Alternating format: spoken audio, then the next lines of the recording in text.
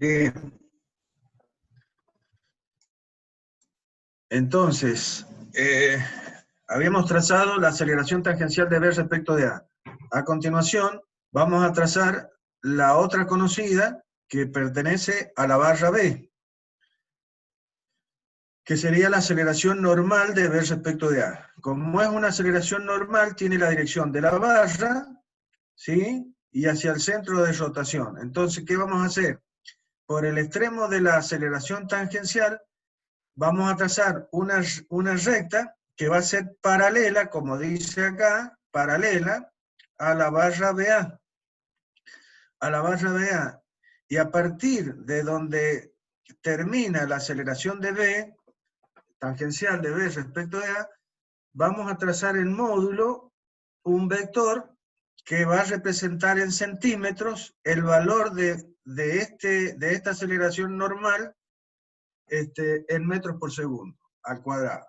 ¿Estamos de acuerdo? Por supuesto, estamos usando la misma escala que hemos elegido. ¿Sí? Bien. Con esto hemos trazado los dos términos, los primeros dos términos de esta ecuación. Se ha tratado la aceleración normal y la aceleración tangencial. Si trazo la normal primero y después la tangencial, es lo mismo que lo que hemos hecho ahora. Nosotros hemos empezado a trazar a partir del cero de aceleración, hemos trazado primero la tangencial y después la normal. Si se hace al revés, es exactamente lo mismo.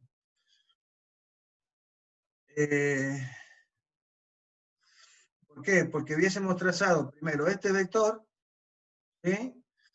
Que sería en la dirección paralela a la barra, y después, donde terminaba ese vector, trazábamos la aceleración normal. ¿Y a dónde llegábamos? Y al mismo punto. ¿Estamos de acuerdo? Porque son dos aceleraciones independientes, por lo tanto su suma me da el mismo resultado. Bien. ¿Qué vamos a trazar a continuación? Según la ecuación, estamos trazando el segundo miembro de la ecuación. ¿Ah? Y hemos trazado los dos primeros términos de este segundo miembro. ¿Cuál seguiría? La aceleración normal de C respecto de B. Entonces, a partir del extremo de este vector, tenemos que trazar un vector que represente a esa aceleración. Entonces, por eso, en este nuevo trazado, a partir de la aceleración normal de B respecto de A, vamos a trazar un vector que va a tener la dirección de la barra, porque es la aceleración normal de C respecto de B, y va a tener la dirección de la barra CB, va a ser paralela a la barra CB, y sentido hacia el centro de rotación. ¿Por qué? Y porque cuando yo planteé la ecuación, dije que mi sistema auxiliar lo ponía en B y miraba a C desde B, por lo tanto mi centro de rotación de la barra CB es B. Entonces, este vector va a estar representado a partir de donde termina la aceleración normal de B respecto de A, con un vector que va a tener en centímetros los metros por segundo que valga el módulo de este vector. La dirección hacia el centro de rotación y la dirección de la barra. ¿Qué nos queda trazar de esta ecuación? De la ecuación. Perdón que me vaya atrás. Me queda. Y la aceleración tangencial sería el último término del segundo miembro de la ecuación. ¿Qué conozco de eso? Y conocía solamente la dirección.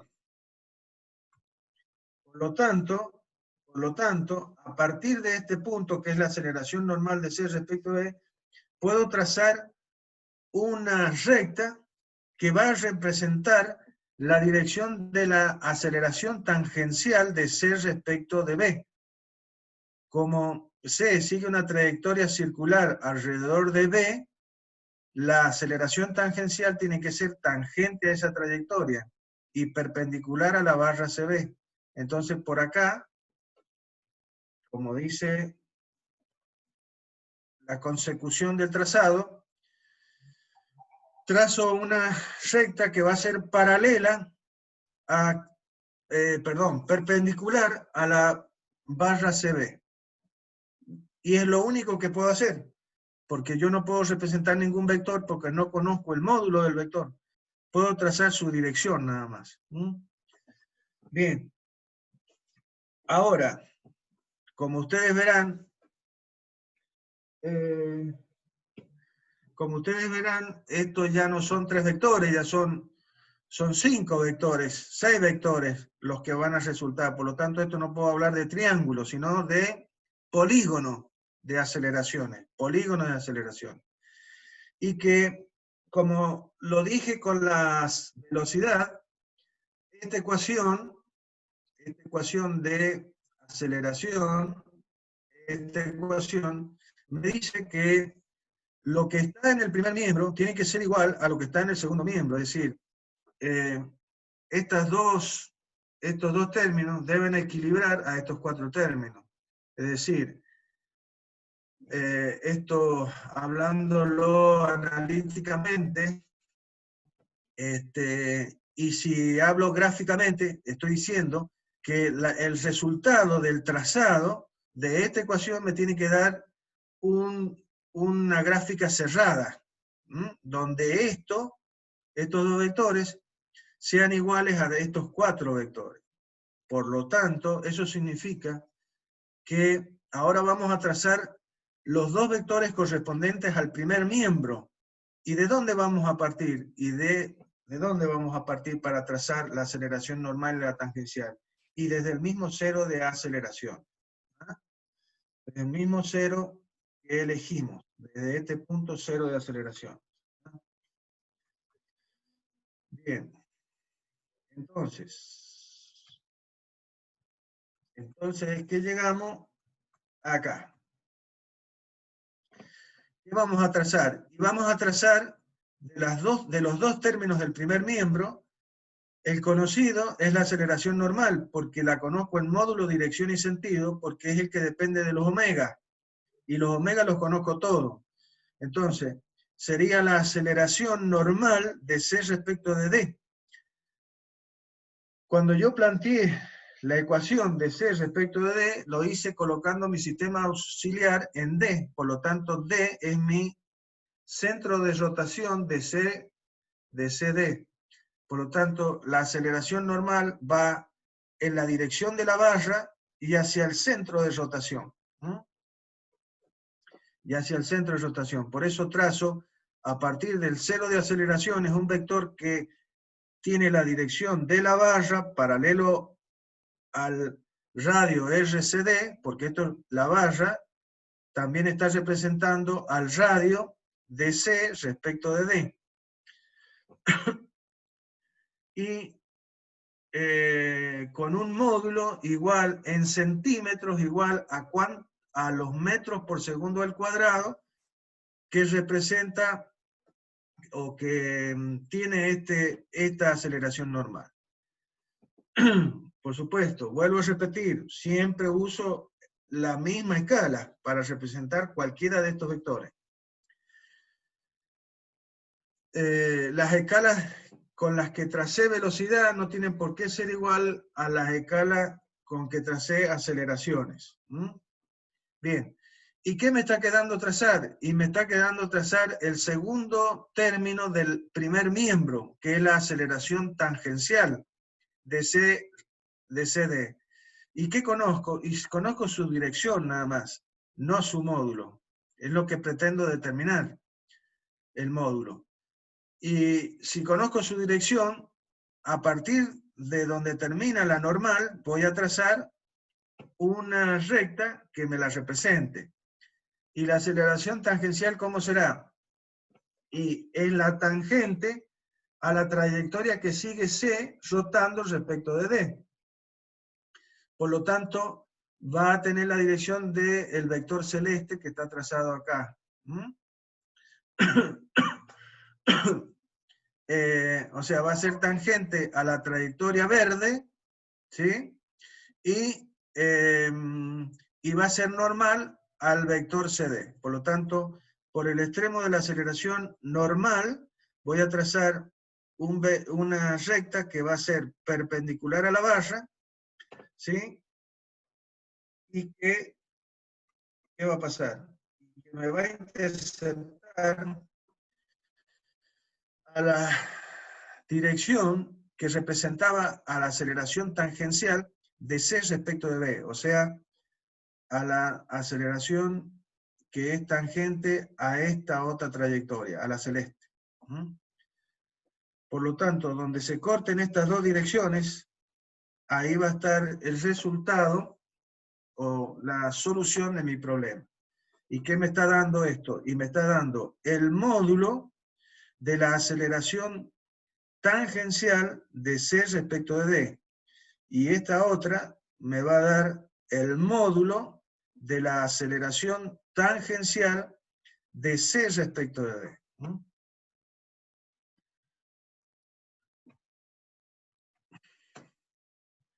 Bien, aquí lo tenemos terminado.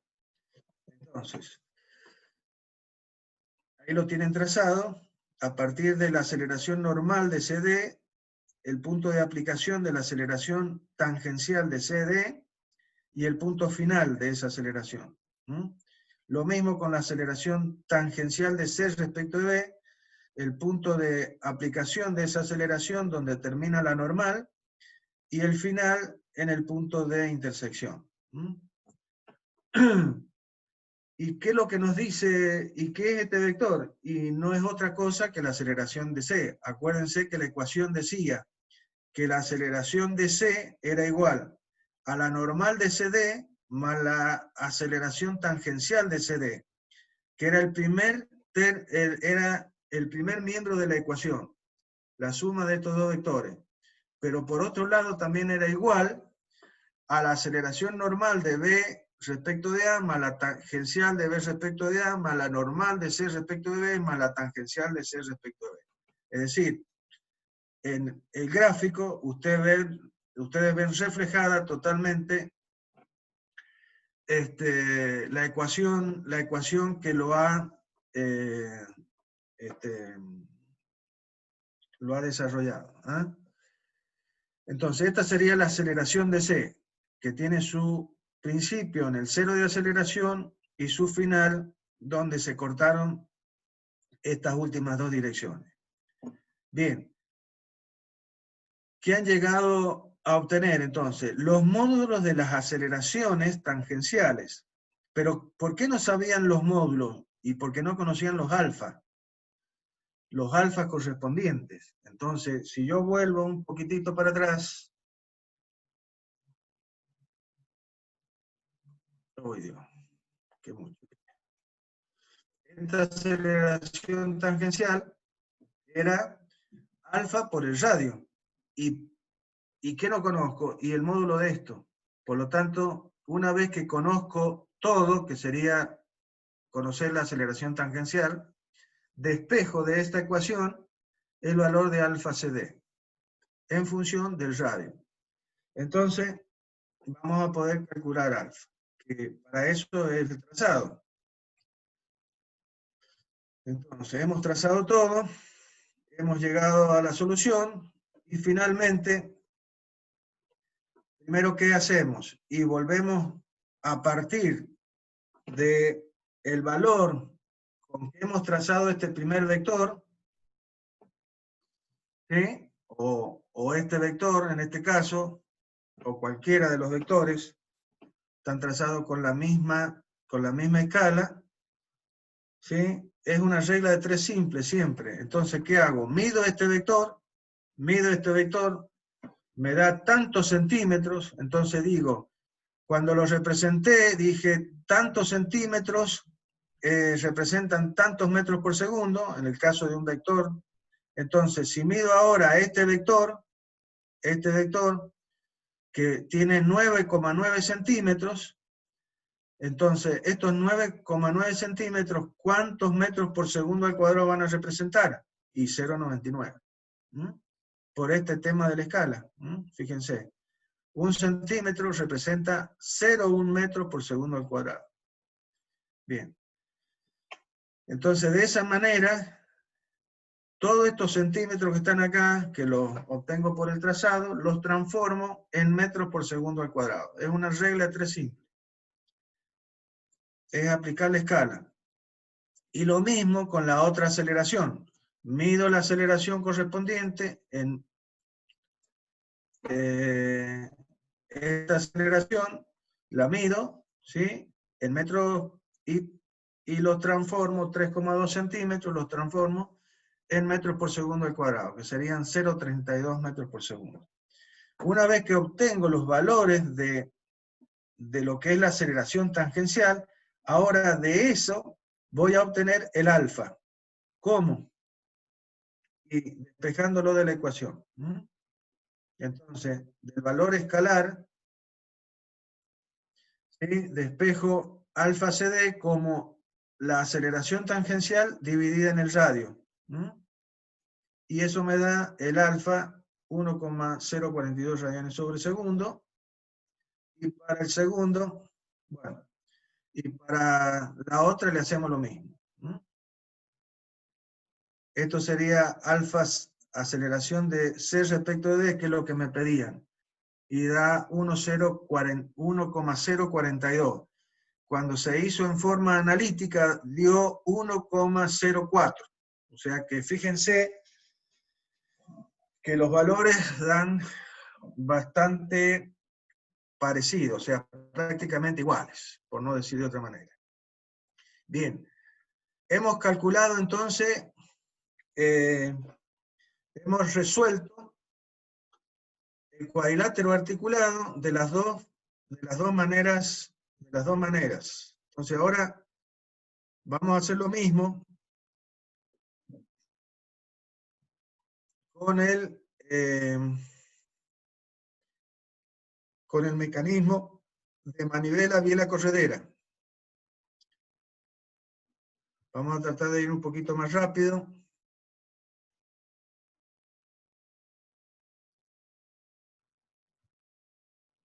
Bien.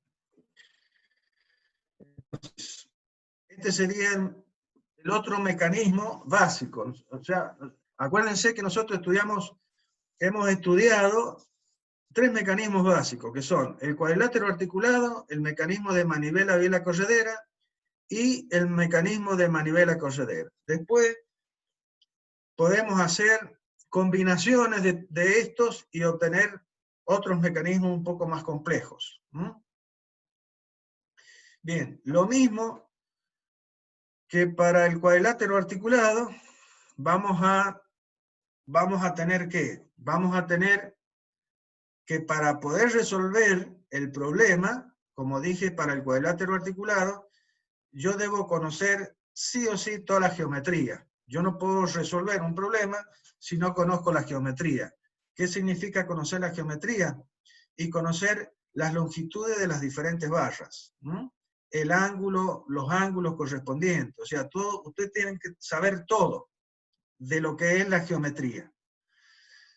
¿En qué posición va a estar el mecanismo? ¿En qué posición lo voy a calcular? En este momento es como que le saco una foto y digo, en esa posición instantánea lo voy a calcular. Quiero saber qué velocidad va a tener el punto C, qué velocidad angular va a tener la barra CB, si yo conozco cómo se mueve la barra AB. ¿Sí? Entonces, para otra posición, y bueno, para otra posición de la barra B, y tendré que calcularlo nuevamente, básicamente. Pero para todos los casos, como no puede ser de otra manera, las longitudes de estas barras van a ser siempre la misma. Por lo tanto, nos seguimos moviendo dentro del primer caso. Es decir, vamos a seguir utilizando el método del movimiento relativo, pero aplicado a cuerpos que no modifican sus longitudes. ¿Sí? Es decir, cuando yo vaya caminando, así le digo yo, caminar, ustedes no lo repitan. Es decir, yo voy moviéndome a lo largo del mecanismo, moviéndome entre los puntos que definen a ese mecanismo. En este caso, los puntos que lo definen son sus puntos de articulación, que son el punto A, el punto B, el punto C. Y si yo miro a B desde A, y siempre voy a ver que esta longitud es la misma. Y si miro a C desde B, voy a ver que siempre esta longitud es la misma. Por lo tanto, no va a haber la posibilidad de un tercer movimiento, sino dos movimientos nada más. Por eso nos encontramos en el primer caso. Bien, el método de movimiento relativo entonces me obliga o necesita, no es que me obligue, sino que necesita la utilización de dos sistemas. Como ya sabemos, el sistema absoluto, que va a estar colocado en la parte fija, que en este caso está representada por este pivote, respecto del cual rota la manivela, AB, y la corredera, que se mueve guiada por el bastidor, que es esta guía que está acá. Entonces, ¿quién es el bastidor? Y es la suma, es la unión de este punto, de este pivote A y esta guía que tenemos acá. La forma que tenga, y se la dan ustedes, no importa. Sería el caso del bloque de un motor, por ejemplo. Bien. Y después tenemos la manivela, la biela o acoplador y la corredera. Bien. Como un mecanismo de un grado de libertad, que como en el caso del cuadrilátero, y tendremos que conocer todos los datos cinemáticos de un eslabón. ¿Sí? Por lo tanto, deberé conocer el alfa y el omega de la barra AB. Podría ser que tengamos los valores correspondientes a cómo se mueve la corredera. Yo puedo entrar a este mecanismo, puedo entrar por esta barra o puedo entrar por esta barra. Hemos elegido entrar por esta barra, como si esto fuera un motor. Entonces, por eso conozco la velocidad y la aceleración que tienen la barra, que en este caso es la barra de entrada del mecanismo, que es la barra B. Bien, hemos puesto nuestro sistema absoluto adherido a la parte fija. Esto todo, ustedes lo tienen que hacer mentalmente, lo tienen que tener cuando hagan el problema, y bueno, ustedes lo van a indicar. Pero mentalmente ustedes cuando están resolviendo cualquier otro problema, no hace falta que pongan el sistema absoluto. El que sí es importante de ir marcando es el sistema auxiliar. Entonces, que es el que me marca cómo qué punto voy a mirar, desde dónde lo voy a mirar. Y me permite escribir la ecuación correspondiente. Entonces, como dice el problema, determine la aceleración del pistón en el instante indicado. Bien, como hemos hecho con el cuadrilátero, empezamos por la barra conocida, pondré mi sistema auxiliar en A para mirar a B. ¿Cómo se mueve B? Visto desde A. Por lo tanto, el planteo de la ecuación va a ser la velocidad de B igual a la velocidad de A más la velocidad relativa de B respecto de A. Donde A es un punto que pertenece al bastidor, por lo tanto su velocidad será 0. ¿Y qué me queda? La velocidad angular con que rota esta barra AB. Como es todo conocido, en esta ecuación, la velocidad de B, teóricamente, es un vector que en este caso lo voy a conocer. Lo hemos puesto así, pero realmente sabemos que la velocidad de B es la velocidad básicamente de rotación que tiene el punto B respecto del punto A. Por lo tanto, no puede ser la dirección de esa velocidad, no puede ser otra que la de la perpendicular al radio correspondiente, que sería el radio de B respecto de A, que está representado por la misma barra, AB. ¿Sí? Y esto es por el hecho de que la velocidad de A vale 0, porque es un punto del bastidor, por lo tanto, la velocidad relativa se transformó en absoluta. Esta que era la relativa, se transforma en absoluta. Lo estoy mirando a B desde un punto que pertenece al bastidor y por lo tanto a lo absoluto. Bien. La velocidad de A vale 0, el omega de la barra vale menos 10K, lo estamos resolviendo en forma analítica, acuérdense. Entonces, yo planteo la ecuación vectorial, y después veo a cada vector cuánto vale cada vector. En este caso, omega B, según los datos, vale 10, negativo. ¿Por qué? ¿Y por qué es horario? Entonces, por convención, o cuando omega tiene sentido del reloj, entonces va a ser negativo. Cuando es antihorario, será positivo. Y luego, el vector RB de A, que es un vector que tiene una inclinación de 45 grados, y este vector tendrá dos componentes. Una componente sobre el eje de las X y una componente sobre el eje de las Y, como ya sabemos. Ahora, la componente de este vector, tanto sobre el sistema auxiliar como el absoluto, es la misma. ¿Por qué? Y porque hemos hecho, son casos muy sencillos, donde yo puedo hacer coincidir el eje el eje relativo con el eje absoluto. Por lo tanto, las proyecciones del vector, en este caso RBA, es la misma, ya sea sobre un sistema o sobre el otro. Eso podría no llegar a ocurrir. Y si no llegase a ocurrir, que hubiese un ángulo entre el sistema auxiliar y el sistema absoluto, y tendría que usar la matriz de los cosenos directores para poder transformar las coordenadas, ¿ah?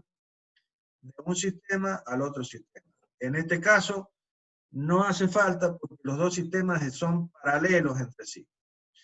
Bien, estas son las cosas importantes que hay que tener en cuenta. Bien, entonces acá tenemos al vector posición del punto B, mirado desde A, en función de sus coordenadas. Las coordenadas en X y las coordenadas en Y, a partir de los versores Y y el versor J. Entonces vale lo que ustedes están viendo ahí. No lo voy a leer directamente. Bien. Por lo tanto, la velocidad de B va a valer 0, que es la velocidad de A, más, vamos a reemplazar omega por lo que vale, y el radio por lo que vale, por lo tanto vamos a tener esta expresión, donde vamos a tener que resolver este producto vectorial, ¿sí? Vamos a tener que hacer la distributiva y decir K por I, y después K por J. Acá es donde tenemos que tener cuidado, en estos productos vectoriales, de no cometer el error, sobre todo de los signos. Entonces, si yo hago el producto de K por I, es que el vector K, ¿sí?, hace una rotación hacia el vector I. O sea, los 4 dedos de la mano indican esa rotación, y el pulgar, o sea, mi gordito, el dedo gordo, me indica la dirección y el sentido del otro vector, que sería el vector J en este caso, el versor J. Entonces, si es menos K, quiere decir que sería el vector que está en el sentido negativo, es menos K por I. Es menos K por I, me da menos J. Por eso da como resultado menos 1,8J. Y en el caso de K por J, de menos K por J, ¿sí?, menos K por J, y me tiene que dar, perdón, me estoy perdiendo, menos K por I. me da menos J. Y menos K por I me da J, me da I. Bien, entonces, ya tengo cuánto vale la velocidad de B. Entonces nos vamos al punto C ahora. Conocido B, ahora vamos al punto C, donde coloco entonces mi sistema auxiliar en B y veo a C desde B. Vuelvo a repetir, esto corresponde al caso 1, por lo tanto mi sistema auxiliar solo puede trasladarse, no puede rotar. Es decir, que cuando este punto B cambia su posición, o sea, este cuerpo, este mecanismo sigue funcionando, sigue moviéndose, este sistema auxiliar, ¿cómo va a moverse? Y trasladándose, siguiendo una trayectoria curvilínea. Es decir, este sistema se va a mantener paralelo a sí mismo. Ahí lo está mostrando el ingeniero Manuel Galdeano. ¿Ah? El sistema auxiliar sigue paralelo a sí mismo, moviéndose. ¿Por qué es esto? Y porque lo que yo quiero ver es cómo rota la barra CB respecto de mi sistema auxiliar. Que si el sistema auxiliar rotase, yo no vería cómo rota la barra. Entonces tengo que mantener al sistema auxiliar paralelo a sí mismo y ver la rotación de la barra respecto del sistema auxiliar. Estoy haciendo énfasis, vuelvo a repetir, por las respuestas que he tenido en el cuestionario. Entonces, quiero hacer énfasis para que ustedes vean bien el concepto. Diferente va a ser cuando la distancia entre C y B no se mantenga constante. Ahí sí, este sistema auxiliar, como vamos a ver, tiene que rotar. Pero en este caso, en que B y C se mantienen siempre a la misma distancia, mi sistema auxiliar solamente se traslada paralelamente a sí mismo, siguiendo la trayectoria que sigue el punto B. El origen del sistema auxiliar sigue la trayectoria de B rotando alrededor del punto A, pero siempre paralelo a sí mismo. Bien.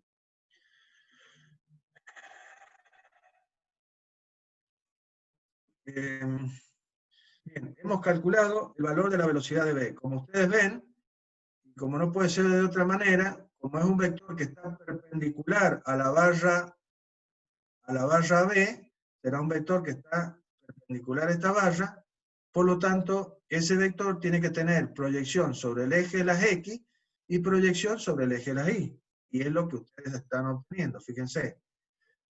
Velocidad de B tiene proyección sobre el eje de las Y y proyección sobre el eje de las J. De la Y. De la X y de la Y. Quiero hablar tan rápido que a veces se me traba la lengua. Disculpen ustedes. Entonces, conocida la velocidad de B, dije, vamos a la velocidad de C, para lo cual hemos colocado el sistema auxiliar en B y miramos a C desde B. El planteo de la ecuación será este que está acá. La velocidad de C, fíjense, de esta ecuación planteada, miremoslo así primero. ¿Qué conozco de esta velocidad? Para que veamos la diferencia que hay entre resolver el mecanismo de manivela biela corredera y el mecanismo de cuadrilátero articulado. Entonces, veamos cuántas incógnitas tenemos en esta ecuación vectorial. La velocidad de B la conocemos completa, en módulo, dirección, sentido, todo, porque lo acabamos de calcular. La velocidad relativa de C respecto de B, y la conozco. Omega CB, ¿lo conozco? No lo conozco. Por lo tanto, no conozco el módulo de esta velocidad. Pero sí conozco la dirección. ¿Por qué? Y porque conozco el radio de C respecto de B, que es la misma barra CB. Es la misma barra CB. esta barra. Por lo tanto, como esta aceleración, esta velocidad representa la rotación del punto C respecto del punto B, como si el punto B fuese un punto fijo ahí, yo he roto esta articulación. La articulación que tiene la barra CB con la corredera la rompo y hago que la barra CB rote libremente alrededor de quién, de B, que está fijo. Eso es lo que representa en este caso la velocidad relativa de C respecto de B. Y por lo tanto, ¿qué hace C? Una trayectoria circular donde la velocidad de C respecto de B, que es la velocidad tangencial, es tangente a esa trayectoria. Y si es tangente a esa trayectoria, será perpendicular al radio RCB debido al producto vectorial este que está acá. ¿Sí? Entonces, la velocidad tangencial tiene que ser perpendicular a estos dos vectores, en el plano a este que está acá, que es el RCB. Bien. Entonces, no conozco el módulo de esta, pero sí su dirección. Y de la velocidad de C, en el cuadrilátero articulado no conocía ni el módulo ni la dirección. Pero en este, fíjense, la velocidad de C, el C está sobre la corredera.